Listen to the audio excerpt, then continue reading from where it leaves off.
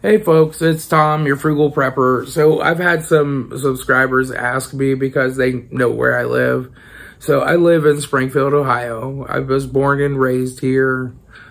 I love it here. I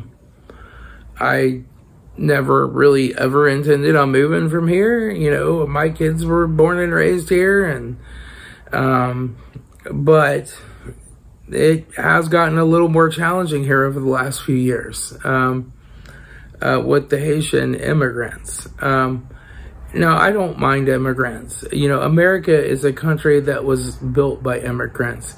It's a melting pot of immigrants. I have new Haitian neighbors that moved in next door. They bought that house. I believe it was $250,000. My old neighbor wanted out. He was tired of the Haitians, and the traffic on the street's kind of crazy too, so he was tired of that.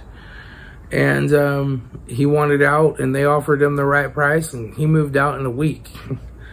I think there's 3 or 4 families that moved in next door, but they've been pretty decent people. I have not had any problems with them. They haven't been loud or obnoxious or anything. I mean, sometimes they their friends come over and they're talking in the driveway and they get a little, you know, talking, but it's in the middle of the day. There's nothing wrong with that, you know. They seem like decent people. They've done a bunch of landscaping and work. They have their children out there working in the yard. They seem like they're okay. Yes, most of these places that they have 3 or 4 people per bedroom move in, you know, but they're used to living in absolute squalor where they come from, and they're really communal. They really stick together. And who wouldn't? I mean, if you had to go live in some strange country and you're American and you met some other Americans, wouldn't you want to be like really friends with them because you're in a strange country? I mean, that's pretty normal. As far as them eating cats and dogs, I have cats. I have a dog. They haven't messed with any of my cats or dogs. Me and the neighbor share a cat. My neighbor on the other side, her name's Luna Blanca. She's a white cat. She's deaf, but she just likes it outside. She would not stay inside with us or with him. She just likes to be outside and roam, and she's an outside cat. She's been over in the Haitians' yard, our yard, and they haven't messed with her at all. I don't know if that's true that some of them are eating cats and dogs or not. I have not seen any cats or dogs hanging in trees. But just because I haven't seen it doesn't mean it hasn't happened. I think there are some really good Haitians, like my neighbors, and there are some really bad ones, right? There are less ducks in the park than there used to be. I will say that. There's 40, maybe 50 tops there now. There used to be hundreds, right? So we've had 911 calls where people have called in and say, hey, they just killed 4 ducks and drove off with them, you know? And so I have no doubt that that is happening. There's a picture of one guy like walking with a dead duck. So that's probably is happening. They have to obey our laws, and we have a $500 fine, or at least we used to many years ago. Last time I was at the park, it was $500 if you harmed a duck, and it was like, it's like a $10,000 fine, I think, federally if you harm a migratory goose, which these are Canadian geese, so they're migratory. And that's really sad because Canadian geese, they actually mate for life. And when one of them is killed, the other one lives in mourning and never remates. So that's sad to kill a goose. But as far as the driving, now I have been lucky. I have not had any accidents, or I haven't had any close calls. But I have heard about them from other people. They're driving on the wrong side of the road. They're using their left turn signal when they're turning right. You know, They're making illegal U-turns right in the middle of the road. They're doing all kinds of stuff like that. And I guess they get a permit or something and they think they can drive on their permit, but it's not. It's a learning permit not to drive on, but they're driving around on it anyway. My city will not tow a car. It's legal to tow a car in Ohio, but they choose not to. Especially with the Haitians. They threatened one time to tow my wife's car because she let her license plate expire because she forgot to renew it. And they didn't, but they're threatening to. And it's like, really? You know? But they're not towing the Haitians' cars. I've heard from people that have been in an accident that the Haitians don't even get cited with the accident. They don't get cited for driving without insurance or cited for driving with no license. I've also heard that the ones who do get cited get released in court. They just get like a little smack on the hand, like, all right, go ahead. Where if I drove without a license, I would be looking at major fines, maybe some jail time, right? I think that's the problem, is the laws are the laws. And you might give somebody a little bit of a break the first time, but the fourth time they get pulled over for not having a license, something has to happen, right? But we don't have enough room in our jail to hold them at all. We would have to build another jail. I would say quit building $200 million fire stations or whatever. I don't know how much they were, but however many millions of dollars they are, and build a bigger jail, right? And maybe instead of giving them the full 6 months, you give them a month that first time. And then they learn that there's a consequence for that action and they need to know the law. So that they'll follow it, right? But there just seems to be this real disconnect, like we're not charging them with anything. I know the school bus that the one Haitian tipped over and the kid died, that was so sad. I believe at first they were looking at just charging him with something that was like a maximum of 6 months in jail, and the people showed up and like, whoa, they were just like sucking into the commission meetings, and it was just crazy. And they ended up, I think, sending him to prison. But he had no driver's license and no insurance. And that was really sad. It was a kindergartner's first day of school. That's really bad. But they do drive crazy, so you have to wear your seatbelt. You have to slow down when you come to a green light and look and make sure there's no crazy people getting ready to run the light, and make sure you have the clear and then go. So a green light doesn't mean you can go. A green light means approach with extreme caution in this town. I really try not to drive in town. Now, I'm not the kind of person that goes out. I don't eat fast food and McDonald's. I go to the grocery store maybe once a week, more like every 2 weeks. I cook all my own food. I make all my own stuff. So I'm not really out that much.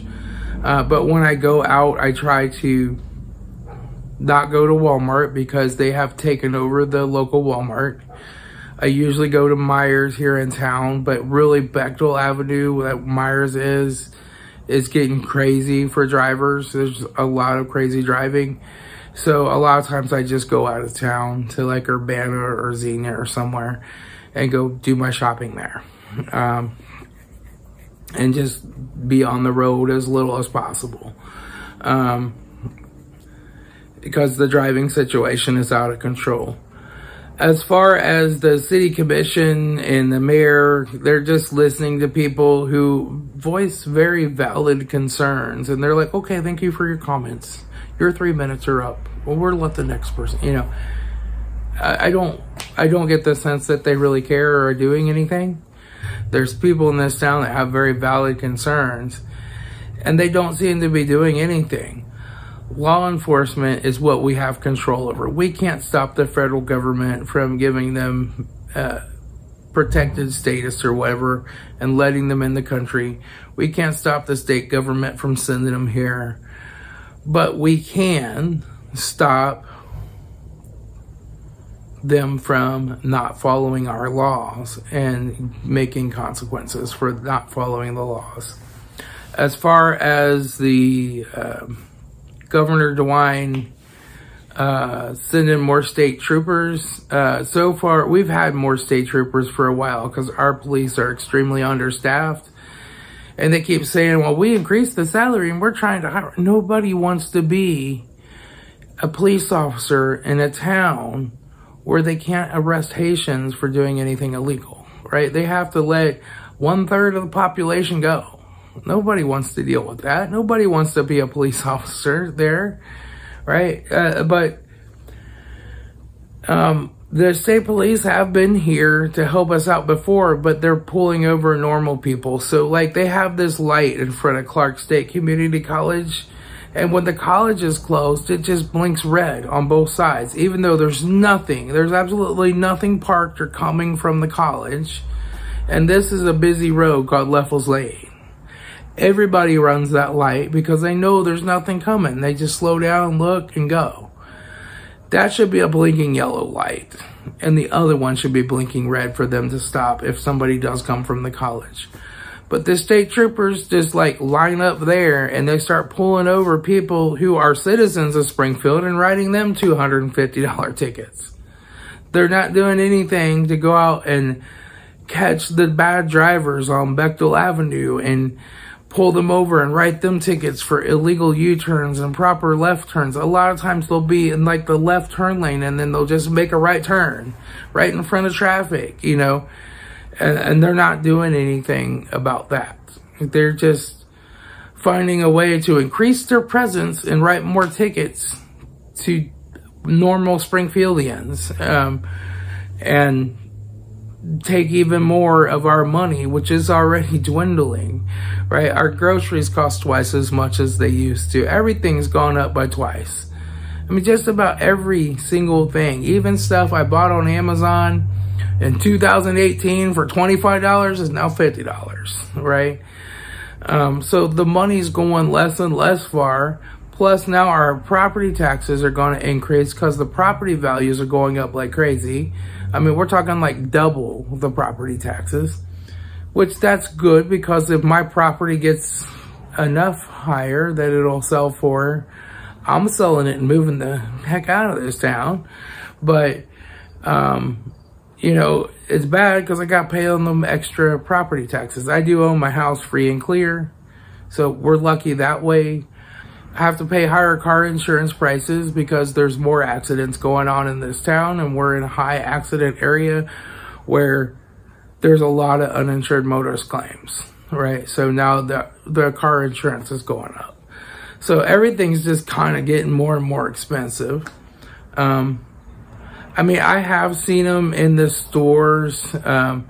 They'll pick something up. They'll get a bag of chips and then eat the chips out of it and lay the bag on the shelf. They'll get a thing of grapes and put it in their cart and eat the grapes while they shop and then not pay for them, right?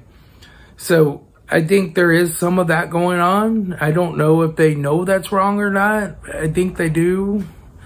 I know that I've never seen, you know, Walmart will be like, we need to see your receipt, sir. You know, they accuse you of stealing constantly, right? And I carry a gun, so I don't use self-checkouts typically because in Ohio, so a lot of times when the self-checkout misses scanning something or it just doesn't work, they assume that you're a shoplifter, that you meant to steal, and they will press charges against you unless you're Haitian.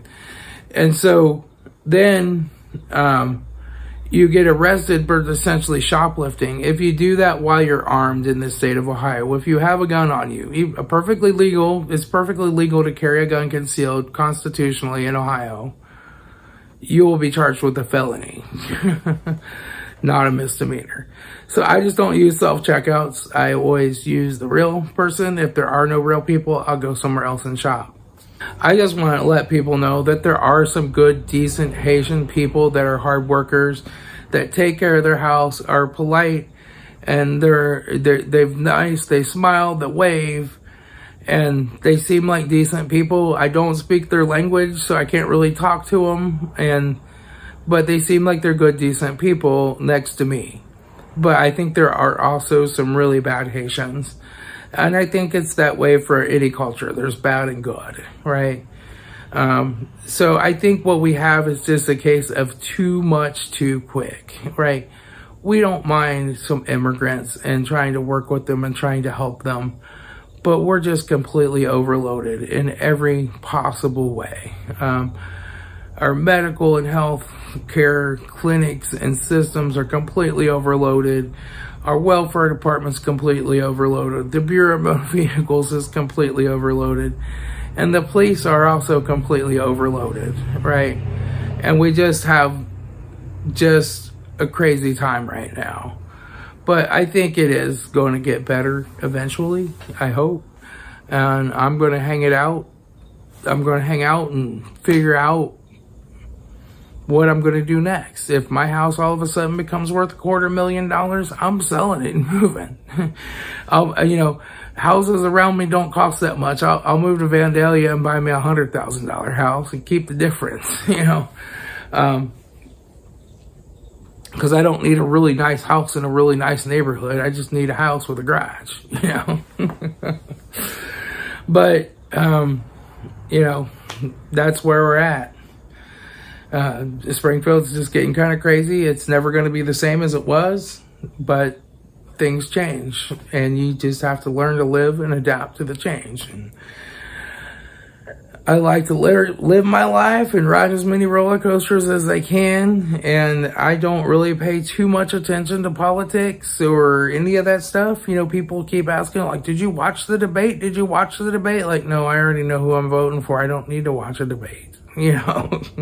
I don't know. A lot of people get really all up in arms right now because they think the world's gonna end if we get the wrong president. And the truth is, we've survived bad presidents before, recently, and we'll survive another bad president, and we'll move on from there, right?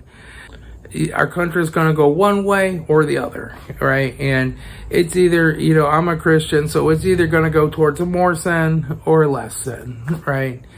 And people think that sin is great and fun, and so they'll vote for sin, or they don't vote for sin. That's just how I feel about it. But, you know, that's life. All right, I'll talk to y'all later. This is Tom, your Frugal Prepper.